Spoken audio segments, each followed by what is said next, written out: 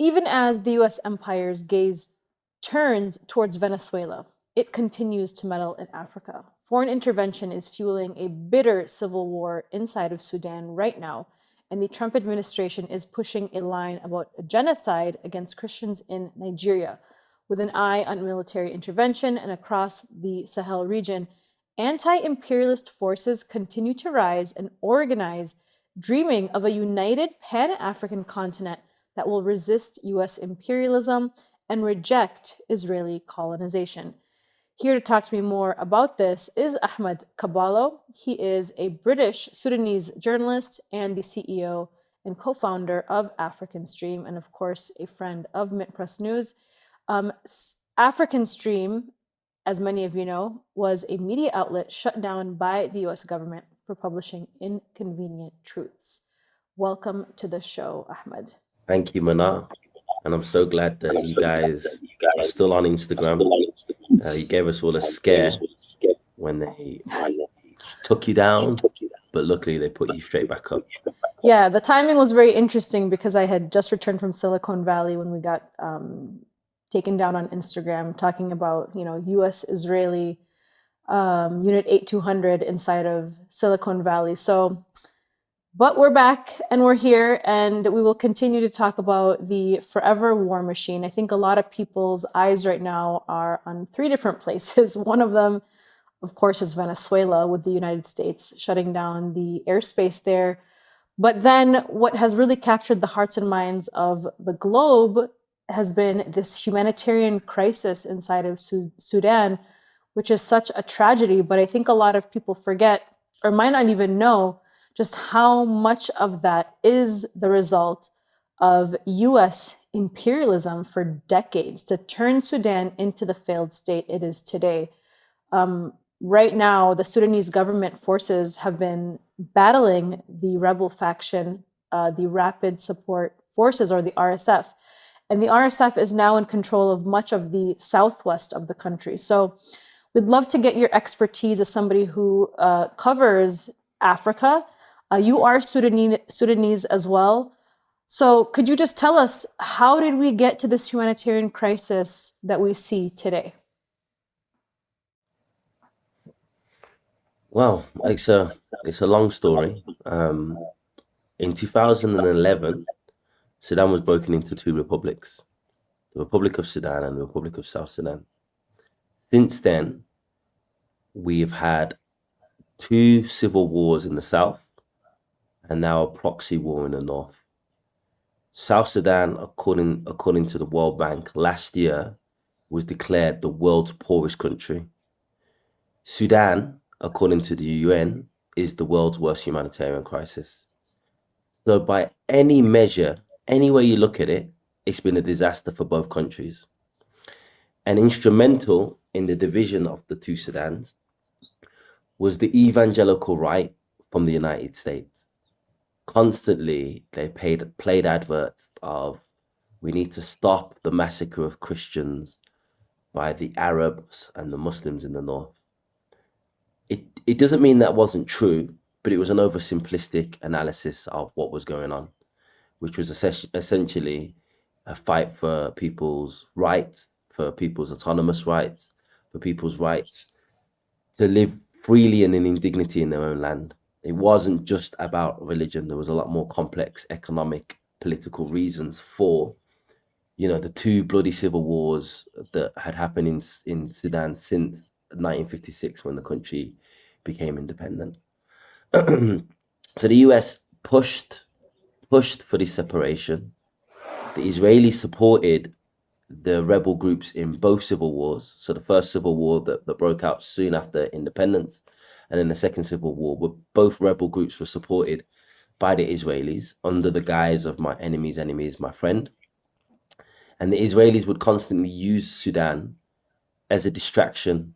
So whenever people talk about the real Israeli apartheid, they'd say, well, it's nothing compared to the Arab apartheid that the Christians of South Sudan are facing in Sudan.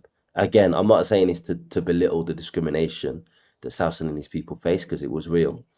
But it was definitely a ploy used by the Israelis to not only demonize Islam, demonize a country that historically always stood with Palestine, but also to divert attention. Whataboutery. What's going on in Palestine isn't bad. What's going on in Sudan is worse. Was a constant tactic used by Israeli officials. And so then once Sudan was divided, the oil revenues, 75% of the oil revenues also went, because they exist in South Sudan.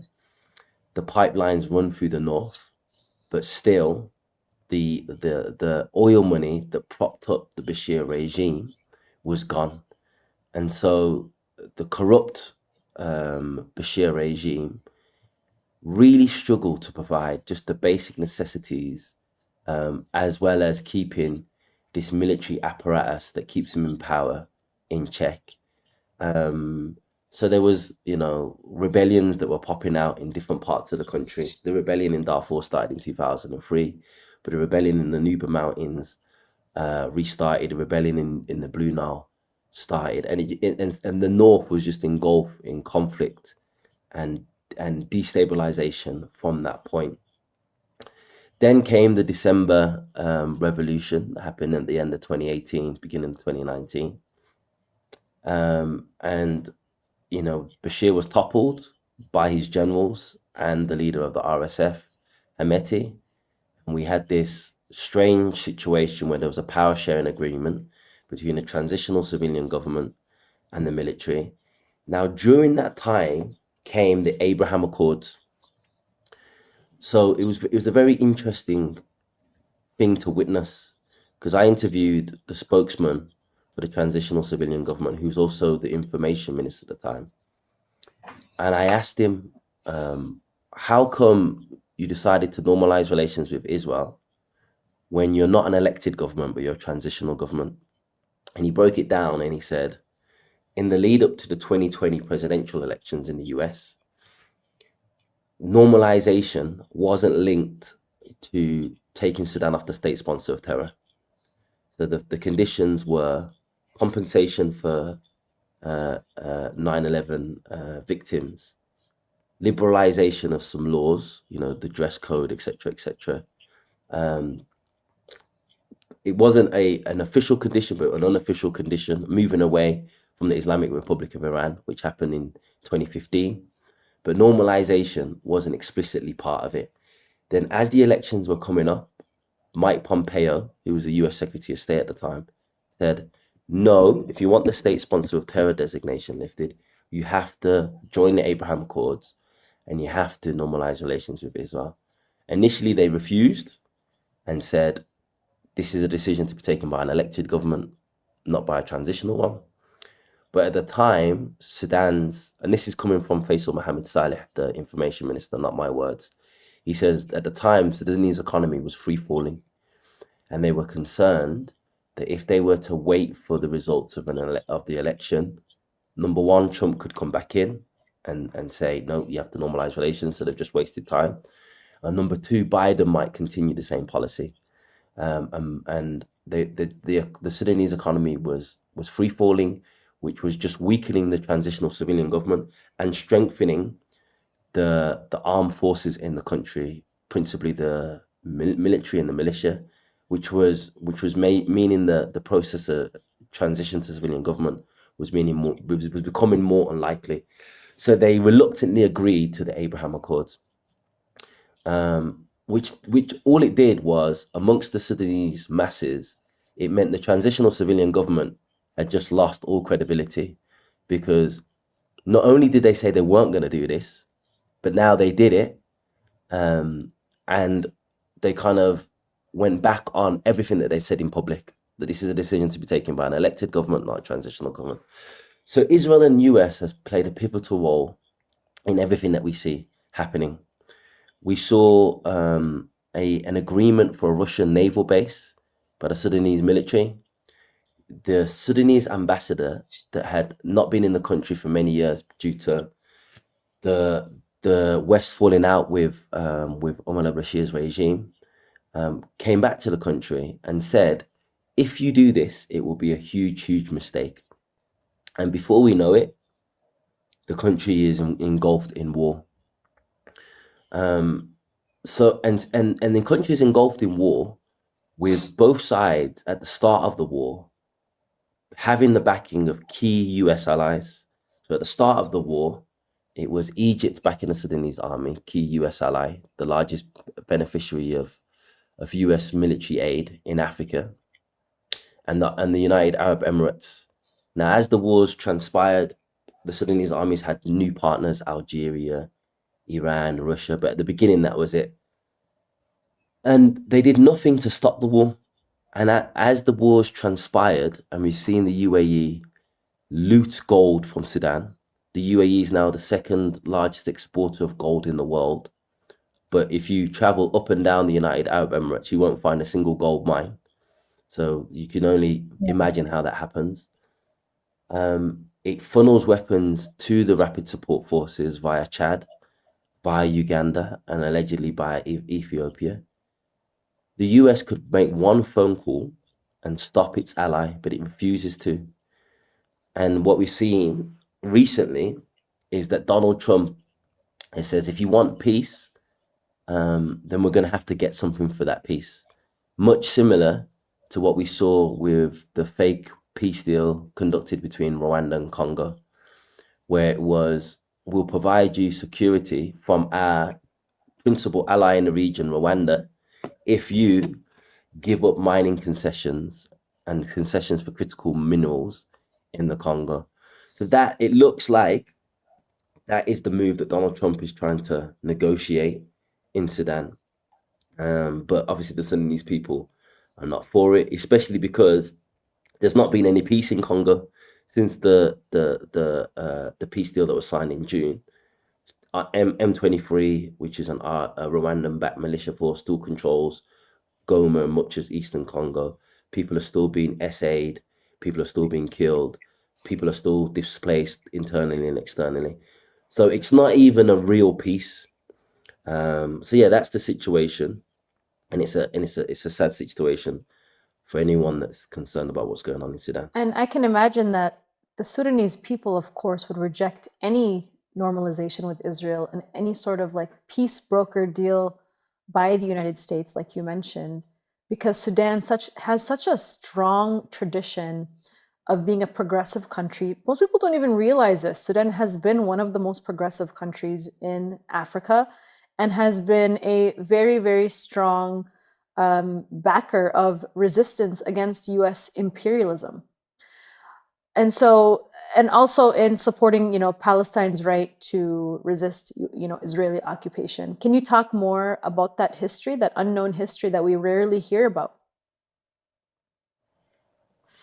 Sure, but it's a complicated history because I wouldn't describe Omar al-Bashir's regime as anti-imperialist. When I was in Sudan in 2017, there were adverts on Sudanese television encouraging people to pick up arms and go fight for jihad in Syria. And as you've covered extensively on Mint Press, Operation Sycamore, which was a US-backed, Obama-backed $1 billion operation, was bringing fighters from all over the world to topple the Bashar al-Assad. Timber Sycamore, that's it. Thank you. Yeah. Precisely because of Assad's protection of resistance groups and support of resistance groups. So there's that.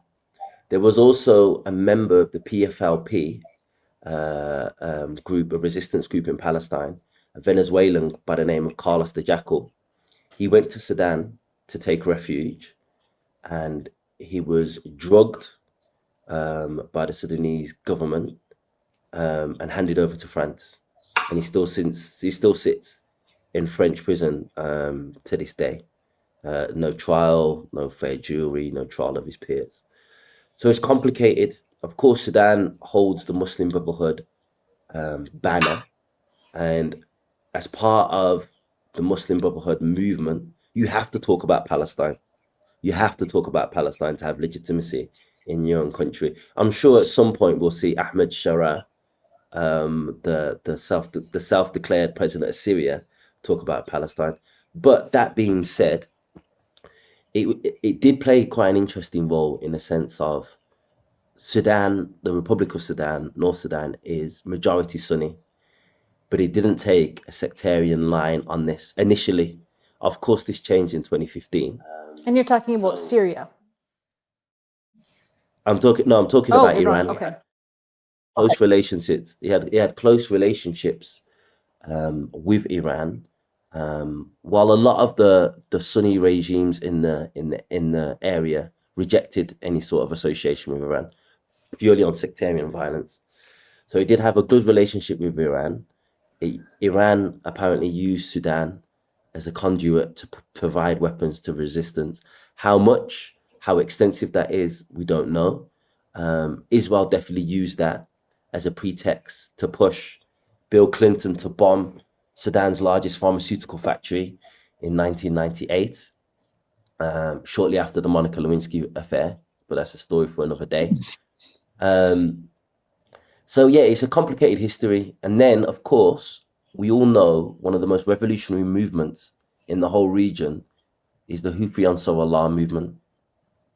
The Houthis had to fight Sudanese soldiers in Yemen who were sent by Omar al-Bashir. So what happened, I guess what people might not understand is there was a split in Sudan between Hassan al-Turabi, who was allegedly a real believer of, the Muslim Brotherhood cause and the leader of the Muslim Brotherhood movement in Sudan, who was obviously very keen on supporting the Palestinian cause, and Omar al-Bashir, who was a general that used the language and the clothing of the Brotherhood to maintain power. As soon as Hassan al-Turabi was kicked out of the movement, then we started to see the moves of Bashir sending foot soldiers to fight in Yemen, to fight the Houthi Ansar Allah on behalf of the Saudi and UAE axis. So it's complicated. It's complicated. It's not like a Chavez, where from 1998 until the day they've passed, consistently been on the anti-imperialist side. And there's a lot of flip-flopping and attempts of rapprochement and trying to get back in the Westist camp. And that actually ended up being his downfall. So in 2015, they kind of cut off relations with Iran and pivoted towards Saudi Arabia and the UAE. This was done precisely to hold on to power, thinking that I'm better with the West. If I do rapprochement with the West, I can get the sanctions relieved. I can I can get some of that Gulf Arab money. But when he did that, he provided foot soldiers in Yemen. He was promised by the Saudis and the UAE, if you do this for us, we've got Washington's ear. We'll get you back into the camp. The leader of the Rapid Support Forces, who was working for Hemeti at the time, who was working for Bashir at the time, who's now leading the Rapid Support Forces, Mohammed Hamdan Dagalo, aka Hemeti, he had lobbied and employed a Canadian lobby firm called Dickinson Madison, and there was a former ex-Israeli spy called Ari Ben Benashe, who was paid a fee of $1 million to get the Bashir regime an audience with Donald Trump. Of course, that didn't materialize. Of course, that led to nothing. But it showed the lengths and depths that they were trying to go to get back into Washington's good books. And actually, why they did that, they kind of let their defenses down.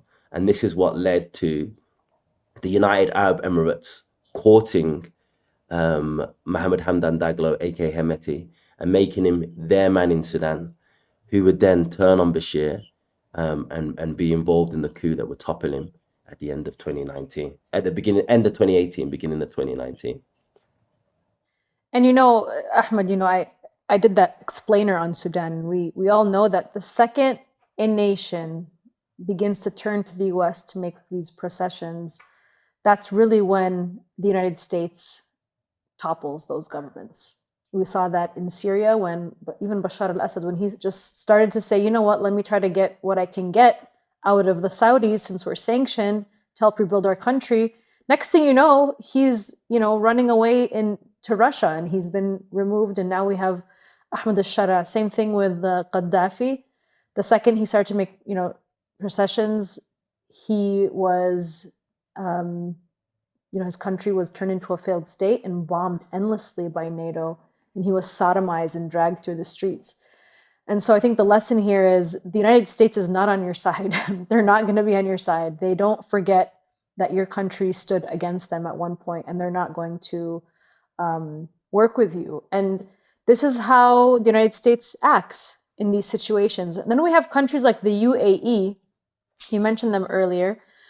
Abu Dhabi right now is a major leading proxy actor for the United States in the Middle East. People kind of think like Saudi Arabia is like their main Gulf ally, but actually the UAE, I would say, is an even stronger ally to the United States in terms of carrying out, U.S. imperialist missions in the region. And we saw that in Yemen, and we're seeing that now, and we've been seeing it for decades now in Sudan. And so the UAE right now has been arming the RSF. They basically train them to become the military that they are today, that we've seen committing horrific crimes on camera, from rapings to executions on camera. And they're just like the Israelis. They're proudly posting them on their social media. Like, they're just totally proudly posting these crimes. And the UAE is the second largest exporter of gold in the world, and they don't even have any gold mines. None. They're getting this gold. They're extracting this gold illegally from Sudan while the people there are starving. I mean, when I look at images of Abu Dhabi, it just disgusts me how addicted they are to this wealth that doesn't even belong to them. Can you comment on that? Yeah. I mean, and it's not just in Sudan. It's they've got a whole Africa project right now. So they've been backing General Haftar in Libya. They've also now propping up Abiy Ahmed in Ethiopia, which the US is desperate to push into a confrontation with Eritrea, which historically is the only country in Africa that doesn't have any military-to-military alliance with AFRICOM. Niger was the second when they kicked out the AFRICOM base after the revolution, after the coup, and then the coup, which was a revolutionary coup. And they're just constantly causing problems. They pushed for recognition of Somaliland, which then, Somaliland's a breakaway territory of Somalia, which then forced the Somali president's hand. So now they've got good relations with Somalia, because Somalia doesn't want to see them kind of push for this fake recognition of an autonomous region of the country, which is still part of Somalia. And then they're using their company called Blue Carbon to offset their carbon credits by buying up arable and forest land throughout Africa. So they're buying up huge swathes of forest in Liberia, huge swathes of arable land in Kenya, huge swathes of arable land in Zambia and Zimbabwe. And they're using this to say, look, we don't have any problem with pollution, because we managed to offset our carbon credits with all of this arable land and forest land that we've got in Africa. What the UAE is basically trying to do, it's seen the playbook. It realizes, despite what the West says about models of development, most of the development comes through imperialism. Yeah, if we look at the G20, for example, if we look at the the so-called developed world, the France, UK, the US, Canada, Belgium, these are places that either have colonial history or neo-colonial or imperialist history. And so the UAE recognizes that if it really wants to develop, if it really wants to move beyond being a petrostate, it has to get more arable land in the African continent. It imports 90% of its food. The oil will eventually run out. When it will happen, different economists has predictions on when that will happen. Will it happen in the next 50 years, the next 100 years? But it definitely will run out. So they're trying to diversify their economy, not by producing different things, but by taking over other people's countries and taking over the industries. In Sudan, of course, it's the gold sector, but it's also the arable land, a place called Al Jazeera State. Sudan is the third largest country in Africa, but we have the largest arable land. Algeria is the largest country, but so much of it is desert. Congo, so much of it is forest, but we have huge farmland. And that was one of the first places that the RSF tried to take over. They were eventually pushed out by the Sudanese army last year.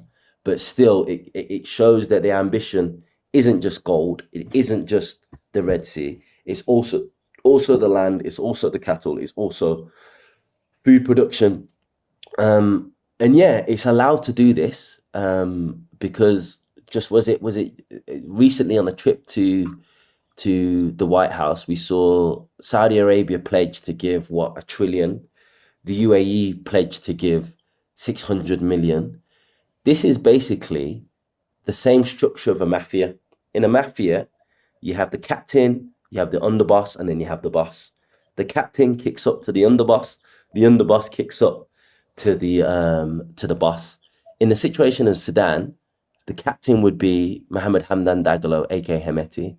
The underboss would be the UAE, and the final boss would be the United States. So, as much profit as the UAE is making out of our continent, best believe there's kickbacks provided to the person that allows them, the entity that allows them to operate in this way. Well, and I think a lot of people forget, like you mentioned, like the US could just pick up the phone and end this crisis, but they won't because there's a lot at stake here in terms of the landscape, the minerals, the access points, and this pushback that we're seeing by the United States to push out China and Russia, countries across Africa and the global South in general are choosing to work with China and Russia because they're not necessarily threatening to overthrow their governments. They're more respectful of those countries' culture and traditions and are pulling people out of poverty. It's not perfect, but it does give these global South countries another option that is not US imperialism, because US imperialism has shown to benefit a very specific 1% and to plunder countries. The US does not want to see, and Israel, of course, and its proxies, don't want to see any country in the global South rise to its true potential. So how has that also played with this conflict in Sudan? Yeah, I mean, at the beginning of the conflict, like I said, it was difficult to see as it first started who was the US backing, where did the US interest lie in here. Both generals were involved in the normalization deal, the Abraham Accords. Both generals pushed it. Both generals celebrated it. But then, as the conflict developed and we started to see new players enter the field, for example, Algeria was supporting the Sudanese army, and the Russians were providing the Algerians with new fighter jets, and the Algerians were selling their old fighter jets to the Sudanese army. The Iranians were providing drone technology to the Sudanese army. Russia was providing logistical support to the Sudanese army. And once they started to see those types of players on one side of the army, on one side of the conflict, the US clearly started to shift and started to move towards the backing of the RSF via the UAE. And we've seen this in the latest peace deal. The latest peace deal talks about basically disarming the army, ridding the army of the Muslim Brotherhood, talking about it as an extremist group, but very little is said about the RSF. Now, you mentioned at the beginning of the show, the footage, the massacres, the sexual assault, etc. And the Sudanese people, by and large, support the Sudanese army, not because the army is perfect, because they see this as almost a second independence war, because we have a foreign-backed insurgency by a Gulf monarchy that's trying to take over our country.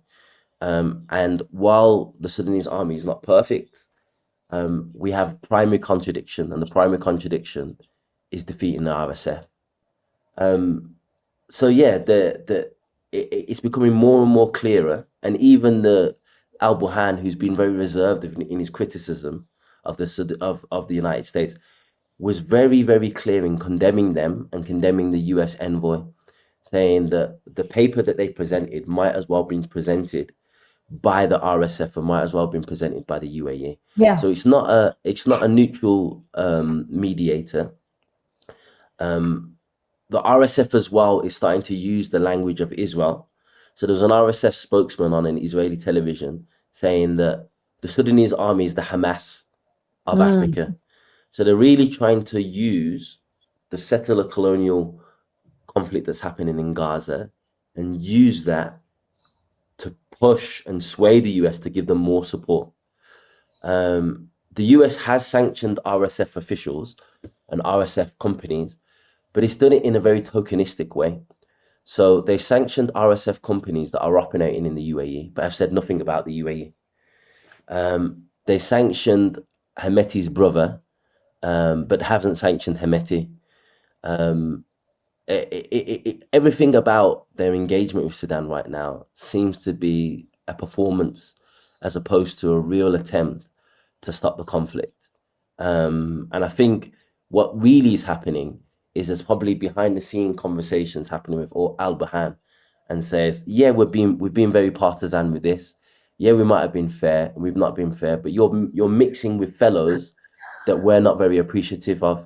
So if you want to see the US more favorable towards the Sudanese army, you need to disassociate yourself from these entities that we have problems with, principally Algeria, Russia, and Iran.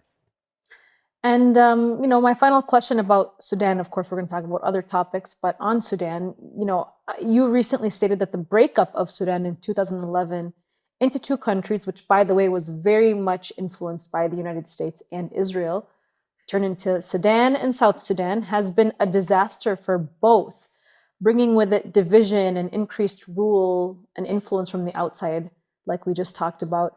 Do you think there's a need for people from both countries to at least explore the possibility of reunification at some stage in the future, to become a stronger united front in the face of this imperialist agenda to keep Sudan into a failed state? Yeah, but I was quickly told by my South Sudanese friends there's no chance of that happening. Unfortunately, there were so many crimes committed by the northern elite against the people of South Sudan, and there was no real attempt to rectify, apologize, repair the damage, anything like that. And this is a recent conflict. So these are people's aunts, uncles, granddads that were brutalized. So that's the issue. But if we were to look at it purely pragmatically, of course we need to reunify. Of course we need to reunify. I mean, as a Pan-Africanist, I'm for the unification of all Africa based on this precise problem. As we're atomized, separated as individual states, we're picked off and pitted against each other. The reason why Niger had this exploitative relationship with France regarding uranium is because it had no other option. It's because if it wasn't getting the uranium from Niger, it would get it from one of the other 54 African countries. We need a unified policy. Right now, we're asking for a seat at the United Nations Security Council. There's no African representation. How do we ask for a seat as Chad? How do we ask for a seat as Lesotho or Zambia? But imagine if we were 54 African countries with united demand and say, no, while we have no representation, we're cutting off all trade for 90 days until you take us seriously. You have more negotiating power.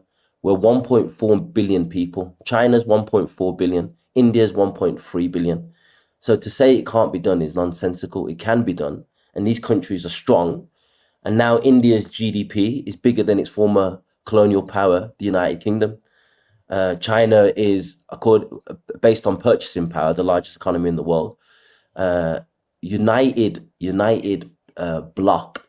We can negotiate. We can we can unite our resources. We can unite our militaries.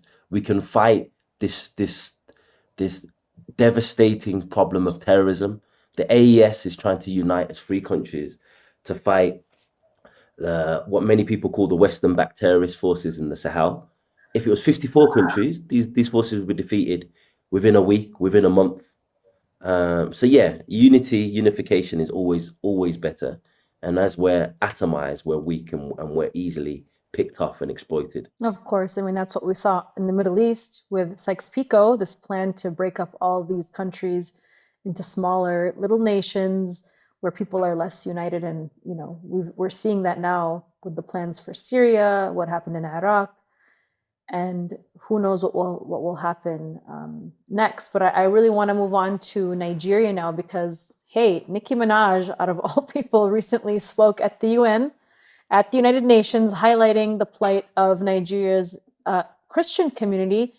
And, you know, she claimed that there is a systematic campaign against them amounting to a genocide. And just like in Sudan, that right conservative movement in the US was kind of, you know, pulled together to support the Christians there. I see the same thing kind of taking place again in Nigeria.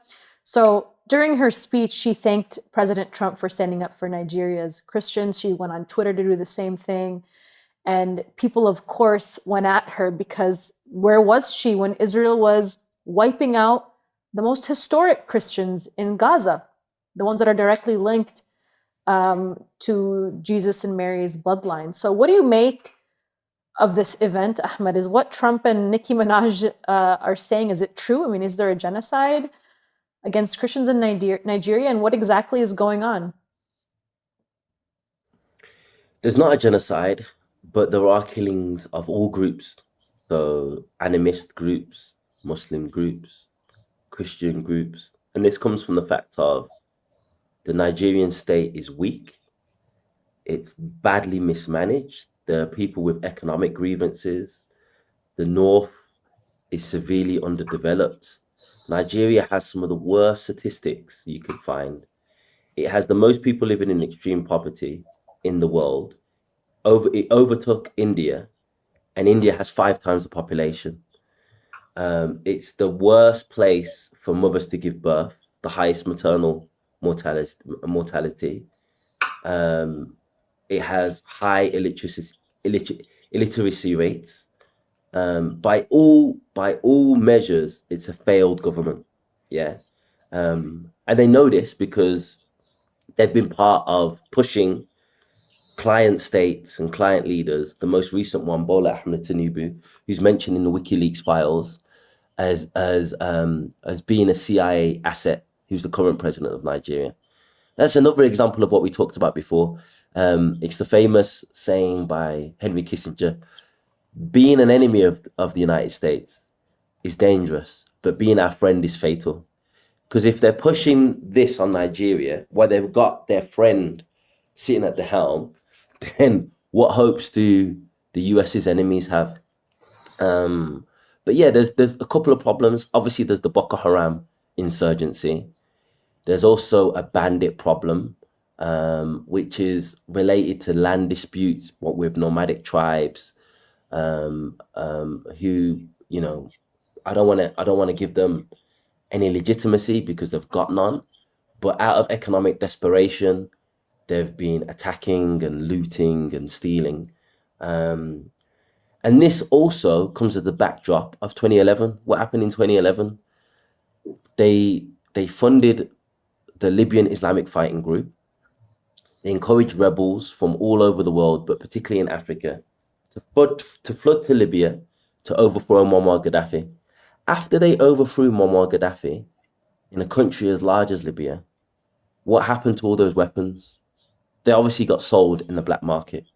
Now Africa has become the epicenter of a terrorism problem, which we didn't have before 2011. We're now seeing a terrorist threat in Burkina Faso, a terrorist threat in Mali, a terrorist threat in Niger, a terrorist threat in the Central African Republic, terrorist threat in Chad. These places didn't have terrorism problems before 2011. Of course, the US doesn't include this in their analysis. You know, we've made life more difficult for Christians, Muslims, and animists, and all Africans because of our 2011 backing of militant Takfiri rebel groups in Libya.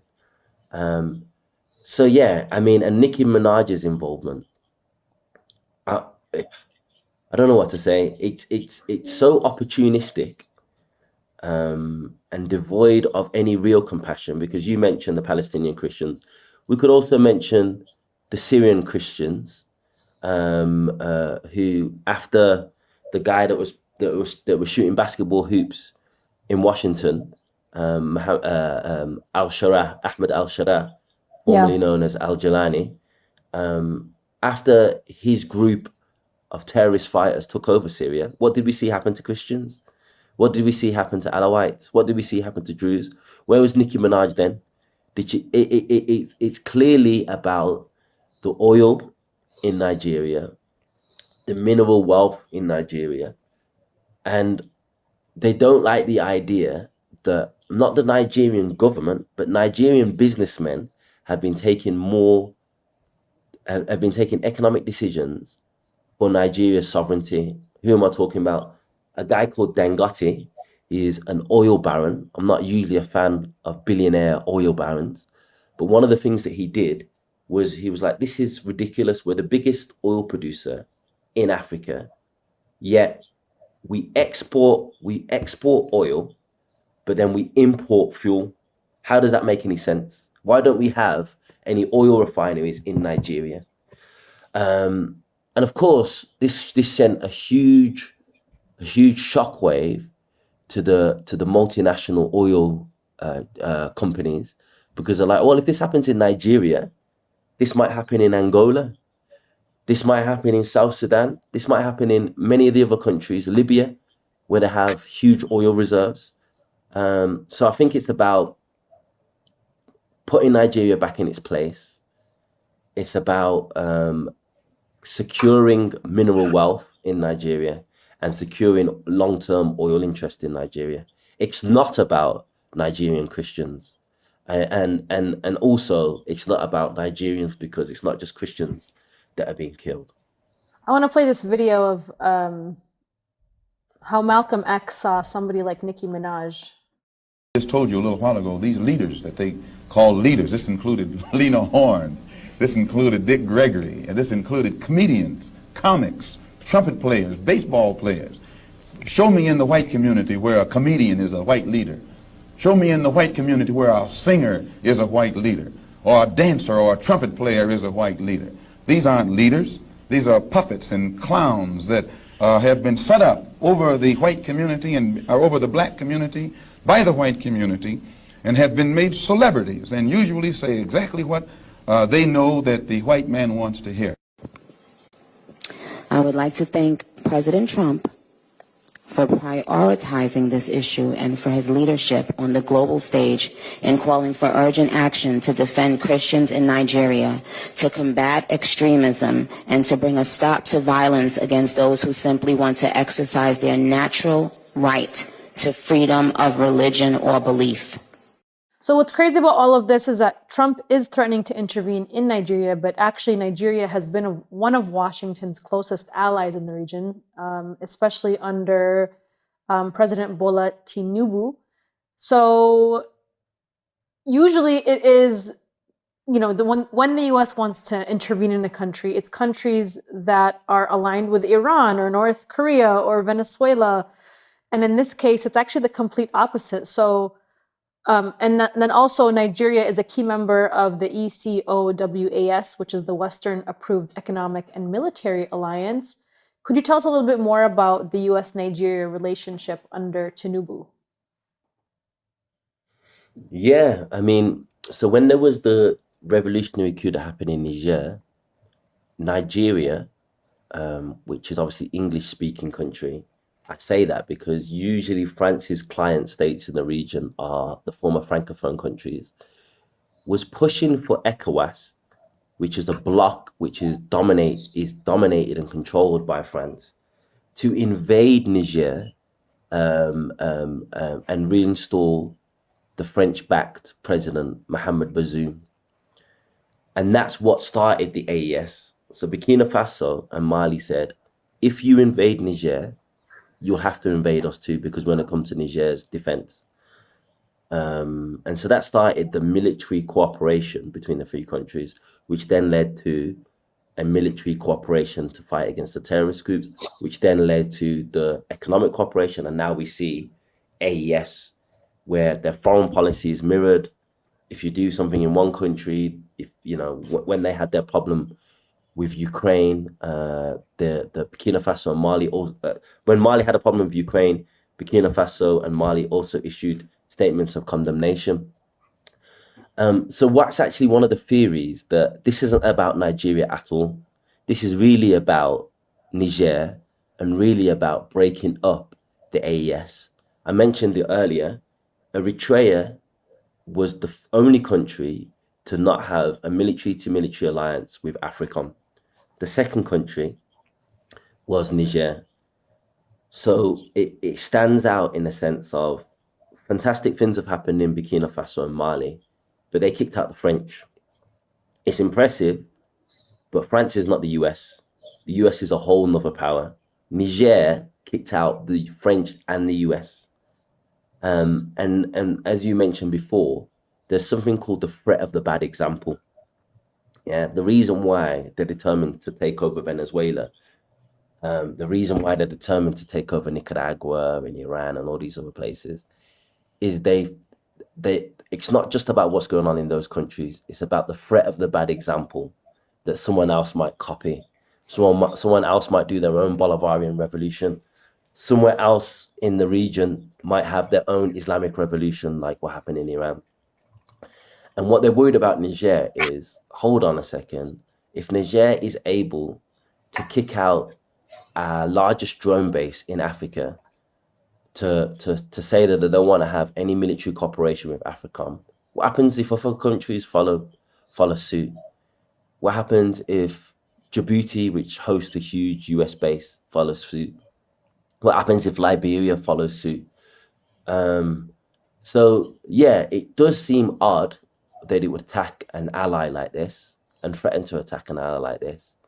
But how the US operates, many people are saying, yeah, they might be talking about Nigeria, but don't be surprised if this is really about the AES and really about punishing Niger of daring to take a sovereign decision and deciding who its military partners should be and who its military partners won't be. Well, yeah, and Nigeria in general is just such an interesting country because 59% of the country actually holds a positive view of Israel. Nigeria is a very close ally of the state of Israel. And we have also Chevron, I think it's Chevron, correct me if I'm wrong, that's operating also inside of Nigeria, you know, taking up all that oil. And if you actually look at what's happening in the places where Nigeria is extracting the oil, or Chevron is extracting the oil, it's like there's like miles longs of like slums, people living in abstract poverty. Like it's such a perfect example of how like neoliberalism, I guess you could say, took over a country, brought the corporations in, allied it with Israel. Now it's like this kind of propped up, you know, US-backed country. And that's what the results are people living in this abstract poverty while these, you know, the hawks come in. Anything that you want to add to that? Yeah, I mean, what you just mentioned is a place called the Niger Delta region, where it's not just Chevron, it's Shell, it's ExxonMobil, it's Total, all of them. It's been a field day. And there was a real climate change activist in Nigeria, who were protesting against this. And we have released documents that show that Shell pushed the military dictatorship of Nigeria at the time to push to execute these people. So it's you know, in many ways, Nigeria is not a real state. It's a neo-colonialist wet dream. Yeah, it never had any revolutionary leadership. It has all the potential in the world. So I've said this on a previous podcast, but look at how Nigerians perform outside the country. In the UK, year on year, Nigerian students, there's one family where each one of the family members had managed to get into Oxford by the time they were like 11 years old. They managed to score the highest score in their GCSEs. I think there's a similar story happened in Netherlands, and similar things happens in the US. But Nigerians in Nigeria can't achieve because the state is so weak, so run down, so driven by austerity measures, so reliant on IMF loans and structural adjustment programs, that it can't do anything to the huge potential that it has. 210 million people, young population, brilliant minds, but starved by neo-colonial puppet regime after neo-colonial puppet regime. We're just hoping that the latest threats by Trump has just woke a few people up. Because if, like we've mentioned, if they can do this and threaten and essentially delegitimize their client, Bola Ahmed Tinubu, then what's the point of being a client? You might as well take a revolutionary path. The Ibrahim Traore, the Abdurrahman Tiani, the Asima Gota have taken in Mali, Niger, and Burkina Faso. Because if you don't, they'll still come after you anyway. And there's a small group of, I mean, I don't know if they're super small, but there's a group of Shias inside of Nigeria who've also been heavily persecuted, led by Ibrahim al-Zakzaki. He's a Shia leader inside of Nigeria who has strongly disagreed with the stance of the government allying itself with the state of Israel. And he's actually called for unity with the Christians there. And he has supported resistance groups, of course. But he and his family have been targeted. I mean, I think the Nigerian military actually executed his sons in front of him. And what can you tell us about Zakzaki and this kind of Nigerian alliance with the state of Israel and how that's affected the country? Yeah, I mean, Sheikh Zakzaki has been persecuted, arrested. You mentioned it right. His son has been killed. The thing is, when you're running a heist, you're very worried about any potential popular movement that's going to recognize this as a heist and convince other people that this is a heist. So Nigeria has always persecuted community activists, community leadership. One of my former African Stream colleagues, David Hoyunde, he's an exile. He can't go back to Nigeria because he helped to expose Bola Ahmed Tinubu. Bola Ahmed Tinubu has been a US CIA asset way back from when he was the governor of Lagos. So the persecution of Sheikh Zakzaki didn't start with Bola Ahmed Tinubu. It's been going on from successive Nigerian governments, precisely because it's not a real state. It's a robbery of Nigeria's resources by European Western elites with the collaboration of the middlemen who happen to be the Nigerian leadership, the Nigerian governance, the governor of Lagos, the Nigerian president, the Nigeria foreign minister, etc. And Nigeria is one of those countries where they know the state has been systematically robbed because every single one of them goes abroad for their medical treatment. Yeah, Bola Ahmed Tinubu just came back from a foreign trip for his medical treatment. Buhari, his predecessor, was always in London for his medical treatment. How can you be the president of your country, but you're saying our public services, our private services are trash? I'm going to go abroad. You have the power to change that, but they don't change that. It's such a level of corruption that it affects the elites. That's what I'd say the difference is. There's corruption obviously that happens in Western capitals every single day, but they don't rob so much that they have to go on bad roads. They have to travel on the same potholes as everybody else. They have to land in the same beaten up airport. They have to go to the same hospital. So it's corruption that is even detrimental to themselves. And that's what's so exceptional about Nigeria. Well, then we have the opposite spectrum, right? The opposite political spectrum happening in West Africa, where we have Burkina Faso, the small landlocked country, which is ruled by a revolutionary leader, which is Ibrahim Traore. Traore has made a name for himself around the world, preaching Pan-Africanism and content-wide revolution, so popular that even the BBC described him as an African Che Guevara, and noted that he has captured the hearts and minds around the world. What have you made of him? Yeah, I mean, he's remarkable. He obviously gets most of the plaudits because he's a handsome guy, speaks very well. But all three of the leaders are really remarkable. All three of the leaders are doing exceptional things. And Ibrahim Traore is very keen on sharing the limelight as well, because what's going on in the Sahel is revolutionary and it's inspirational. The example that I give, I lived in Ghana in 2015, and President Mahama was the president of Ghana then. He got the role because he was the vice president, and the president had passed away, so he became the president. He then lost his seat and was out of office for 8 years.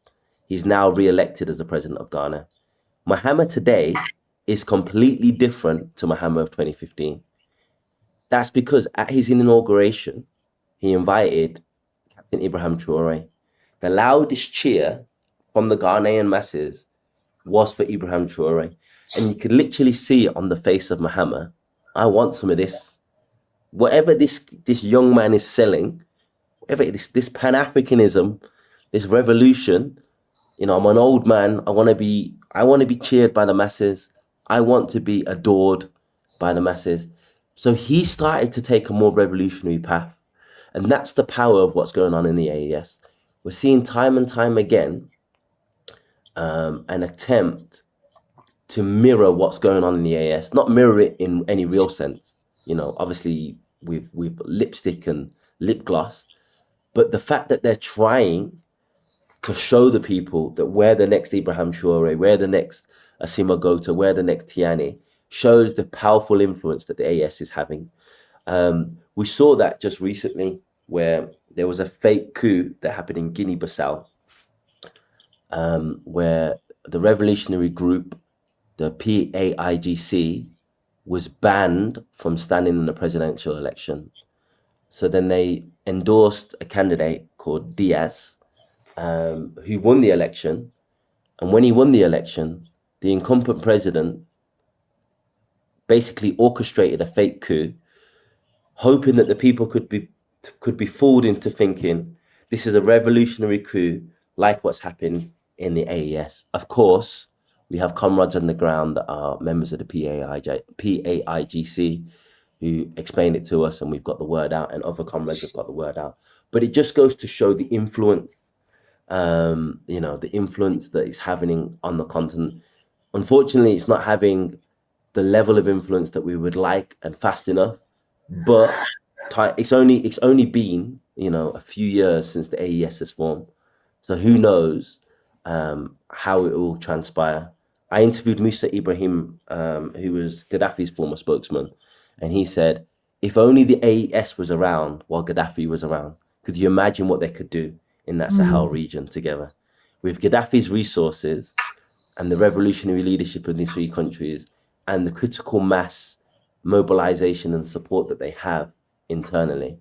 But anyway, it's remarkable. And the most important thing I'll say is, he gives impressive speeches, of course he does. He says impressive stuff, but it's infrastructure. What I think people forget about Africa, if you travel through Africa, infrastructure is the most important thing. We don't need Western style democracy where we have a two-party system where the best funded candidate, the one that gets himself on most billboards, wins the election. We need infrastructure. We need roads. We need bridges. This is the things that affect everyone's lives. How do you have education in places where 80% of the population, like in Niger, didn't have access to the electrical grid? What can you do? Think of all of the great minds and the talent that doesn't able to reach their potential. How do people from the north of country travel to the capital to sell their goods if there's no roads? If the roads are too bad? if the roads are so bad where it should take you 3 hours to get there, but it takes you 12 hours, it's only once you travel for the continent do you realize how important infrastructure is. And that's what Captain Ibrahim Traore has focused on: paving roads, building factories, trying to make Burkina Faso food sovereign, setting up cooperatives.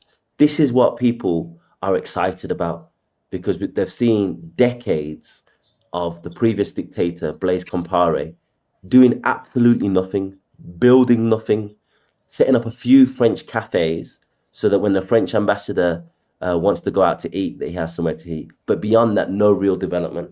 And now we're seeing real development, real infrastructure, and that's what people are excited about. And do you foresee any sort of like buildup by, U.S. proxies from the United States to Israel or others to weaken the Burkina Faso state because of this? It's very difficult for them to do it, because although the narrative is fake and false, in 2001, after the September 11th attacks, they said, we are fighting a war on terror. We are fighting a war on terror. So if they do anything to topple the three countries who are the epicenter of this fight against terror, it would expose, I mean, we already know they're hypocrites, but it would expose another level of hypocrisy, because you can't, they always need a narrative to sell. They can't say Ibrahim Traore is a terrorist. He's obviously fighting a terrorist. Can they go down the Maduro route and say he's a narco trafficker? Maybe, but they need to plant seeds, and those seeds would need to grow many years from now. So they don't really have the narrative. They're through mud against the wall to see what sticks. Nothing stuck so far. Yeah, they've initially tried to say that he's using the gold of the country to enrich himself. We saw mass mobilization against that. We saw protests in London. We saw protests in the US. We saw an attempted protest in Nigeria, but it was shut down by the government before it got going. All in defense of Ibrahim Traore. So that didn't work. Then they tried to say he's targeting the Fulani tribe in Burkina Faso, which doesn't make sense because Fulanis are part of the government. That didn't work. The latest one that they've tried to weaken his support from progressives and leftist movements against the world is Ibrahim Traore is a homophobe. He's pushed through this anti-LGBT law. I mean, again, it doesn't stick, because look at who the US's allies are. Is homosexuality legal in Saudi Arabia? Is it legal in Qatar? Is it legal in any of these places where, the US has got strong alliance with? So to single out Ibrahim Traore out of all the countries that have anti-LGBTQ laws is clearly an attempt of putting a pink face on imperialism. Of course, it has worked with a few liberals in the US. I've seen it on a few of our posts, like, oh, he's anti this and he's anti that. But by and large, it's not enough to lay the groundwork, to make the ground fertile for some sort of military intervention. It doesn't mean that it won't happen in the future, but they just need a better excuse than they've got now. Well, Ahmed Kaballo, you have been such a wealth of information and knowledge and just wisdom from the African region. So we really appreciate you being on here. I always enjoy speaking with you, and I learn so much from you and from your perspective.